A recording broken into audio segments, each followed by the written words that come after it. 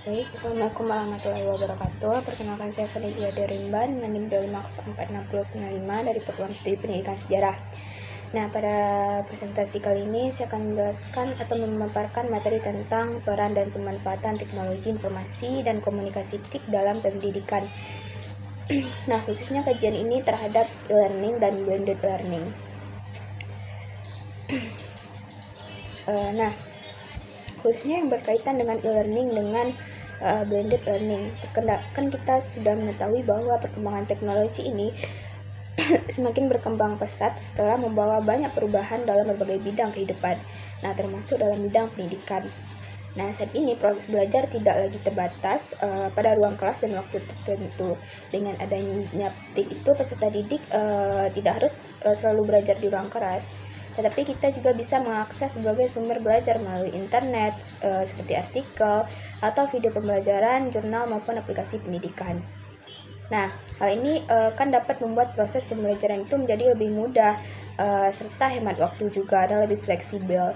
Nah, salah satu bentuk pemanfaatan TIK ini dalam pendidikan adalah e-learning. E-learning ini kan merupakan salah satu sistem pembelajaran yang dilakukan secara elektronik dengan memanfaatkan internet itu sebagai media utamanya.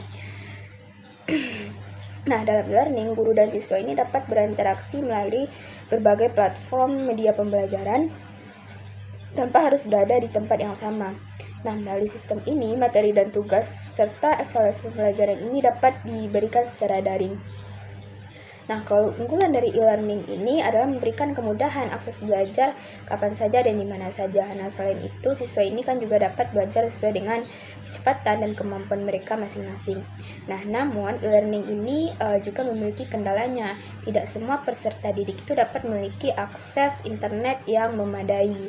Nah, selain itu, kurangnya interaktif secara langsung antara guru dan siswa itu terkadang juga membuat proses pembelajaran itu menjadi kurang efektif. Nah, terutama dalam membangun motivasi belajar dan pengawasan terhadap peserta didik. Selain e-learning, terdapat juga blended learning.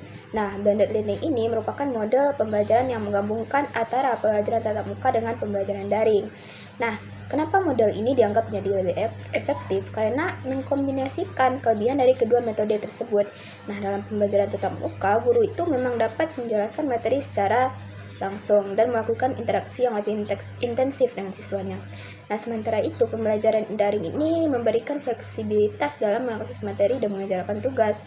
Nah, penerapan blended learning ini memungkinkan peserta didik itu untuk menjadi lebih aktif dalam proses pembelajaran. Mereka tidak hanya fokus menerima materi saja dari guru, tetapi juga dapat mencari informasi tambahan secara mandiri melalui berbagai sumber digital. Nah, selain itu, model ini juga dapat meningkatkan kemampuan literasi digital siswa yang sangat dibutuhkan pada era modern saat ini. Nah, secara keseluruhan, TIK ini memang memiliki peran yang sangat penting dalam meningkatkan kualitas pendidikan. Melalui e-learning dan blended learning ini, proses pembelajaran ini menjadi fleksibel, inovatif, dan sesuai dengan perkembangan zaman. Nah, oleh karena itu, pemanfaatan teknologi dalam pendidikan juga harus perlu dikembangkan agar dapat mendukung terciptanya proses belajar yang efektif serta mampu meningkatkan kompetensi peserta didik di era digital pada masa ini. Nah, sekian pemaparan yang dapat saya sampaikan. Saya sudahi dengan wabillahi taufiq wal hidayah. Assalamualaikum warahmatullahi wabarakatuh.